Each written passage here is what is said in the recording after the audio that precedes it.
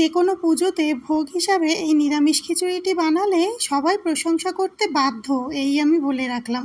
তো চলো তোমাদের সাথে খিচুড়ির রেসিপিটি শেয়ার করা যাক। তো তোমরা দেখলেই পরিমাণ মতো আমি কিন্তু চাল আর ডাল নিয়েছি। চালটা আমি কোলাম রাইস নিয়েছি, তোমরা যে কোনো রাইস নেবে, যত সুস্বাদু হবে মানে চালটা ততটাই তো খেতে ভালো হবে। আর ডাল আমি কাপে যেটুকু দেখলে তোমরা মুগ ডাল ওইটুকু নিয়েছি ঠিকই। আর এখন ওটা ভেজে চাল ডাল ধুয়ে একবার এদিকে সেদ্ধ বসিয়েছি, কিন্তু এর মধ্যে কিন্তু আমি আরও মুসুর ডাল, মটর ডাল এইগুলো দিয়েছি। আর খিচুড়িতে তো জানোই যে সবজি বিভিন্ন টাইপের, আর ডালের পরিমাণ যতটা এগুলো আর কি বেশি পড়বে ততটাই বেশি সুস্বাদু হবে। আর এই যে দেখো, হঠাৎ প্ল্যানে খিচুড়ি, তো ঘরে সেভাবে সব রকমের সবজি ছিল না, যা ছিল তার মধ্যে থেকে একটু করে আর কি দিয়েছি। তো এদিকে চাল ডালটা ধুয়ে তো বসিয়ে দিয়েছি, আর প্রায় সেদ্ধ হয়ে এসেছে। আর খিচুড়িতে তো আলু মাস্ট, এদিকে বড় বড় করে আলু কেটে আমি এখানে হালকা করে আর কি ভাজা করে নিচ্ছি। তোমরা হয়তো একটু পরে দেখবে যে হয়তো আমি আলুতে আর কি হলুদ দিয়েছি, কিন্তু আমি কোনো সবজি প্রথমে নর্মালি ভাজার সময় না হলুদ ইউজ করি না। প্রথমত হলুদ দিলে তাড়াতাড়ি কালার চলে আসে, আর দেখলেই যেন মনে হয় ভাজা হয়ে গেছে, কিন্তু ওটা অ্যাকচুয়ালি ভাজা হয় না, শুধুমাত্র কালারের জন্য দেখতে লাগে। আর এটা হচ্ছে ফ্ল্যাশ অন করে ভিডিওটা নিয়েছি আমি, ওই কারণে তোমরা হয়তো ভাবছো যে না হলুদ দেওয়া আছে, কিন্তু না, আমি হলুদ এতে দিইনি। তোমরা দেখেইছো আমি সিম্পলি সাদা আলুই আর কি কেটে ধুয়ে দিয়েছি, আর ভাজার সময় জাস্ট একটুখানি লবণ দিয়েছি। তো এটাই বেশ মিডিয়াম আছে, সুন্দর করে হালকা করে আর কি ভেজে নিয়েছি। ভেজে এখন আলু যেহেতু একটু গলতে সময় লাগবে, ওই কারণে আর কি চাল ডালের মধ্যে দিয়ে দিলাম।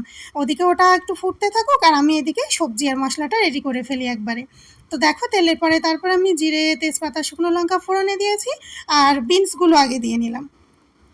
সবজি তোমরা নিজেরা নিজেদের মন মতো দেবে, কোনো বাধ্যবাধকতা নেই, কারণ হঠাৎ প্ল্যানেই হোক আর ভোগের খিচুড়িতেই হোক, মানে সবজি যেটুকু তোমরা অ্যারেঞ্জ করতে পারবে সেগুলোই তো দেবে না। প্রথমে তো তোমরা দেখেইছো যে কি কি সবজি আজ আমি খিচুড়িতে দিচ্ছি। তো তার মধ্যে থেকে গাজর আর বিনসটা তো একটু শক্ত টাইপের, ওই জন্য কিন্তু ফোড়নের উপরে আগে ওই সবজি দুটো দিয়ে একটু হালকা ভেজে নিয়েছি, তারপর আস্তে আস্তে করে বাদবাকি সবজি দিয়েছি। মানে বেগুন আর হচ্ছে মটর আর ফুলকপিটা ওটা আমি শেষের দিকেই দেবো। একটুখানি লবণও দিয়ে নিয়েছি, তাতে করে তাড়াতাড়ি ভাজাও হবে, আর সবজিতে লবণটা টেনে নিলে বেশ ভালো হবে খাওয়ার সময় আর কি, মানে খারাপ লাগবে না। তো দেখো, হালকা লবণ দিয়ে আর একদম লো আছে আমি সবজিগুলো একটু ভাজা ভাজা করে নিয়েছি। তারপর পরই ভাজাটা হয়ে এলে এই যে মশলা হিসাবে কী দিয়েছি বলো তো, এখানে রয়েছে জিরে, টমেটো আর কাঁচা পাকা লঙ্কা, আর কিচ্ছু না, এই মশলাটাই আমি পেস্ট করে দিয়েছি। আর জানি বাকি যেগুলো আছে সেগুলো দেবো, এখনই তোমরা দেখতে পাবে। হলুদ আর আদা এটা আমি সবসময় যে কোনো ভাজার ক্ষেত্রে শেষেই দিই, কারণ এই মানে এই দুটো জিনিস প্রথমে দেওয়া হয়ে গেলে না, সে তুমি যে কড়াইতেই করো না কেন ভীষণভাবে তলায় লেগে আসে কড়াইতে। আর তাছাড়া এই দুটো জিনিস কিন্তু বেশি ভাজা হয়ে গেলে একটু তিতকুটে ভাবও হয়ে যায়। তো সে কারণে আমি ম্যাক্সিমাম রান্নাতেই এই দুটো জিনিস শেষের দিকেই দিই। তো মশলার সাথে সবজিটা বেশ ভালো করে আমি কষিয়ে নিয়েছি, আর এখন দেখলেই তোমরা পুরোটা রেডি হয়ে এলে তারপর আর কি চাল ডালের মধ্যে দিয়ে নিয়েছি। আর এদিকে দেখলাম এগুলো ফুটতে ফুটতে জলের একটু প্রয়োজন আছে, কম হয়ে এসেছে আর কি। তো আমি আমার পরিমাণ মতো জল একটু গরম করে দিয়ে নিলাম।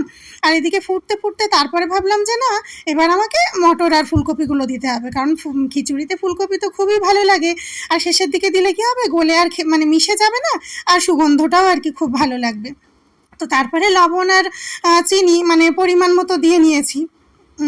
দেওয়া হয়ে গেলে এখন বেশ একটু নাড়িয়ে চাড়িয়ে নিচ্ছি, আর একদম শেষে একটু জিরে, ধনিয়া, তেজপাতা, শুকনো লঙ্কা আর দারচিনি এটাই আর কি ভেজে মানে ড্রাই রোস্ট করে আর কি গুঁড়ো করেছি, সেই গুঁড়োটা একটু দিয়েছি।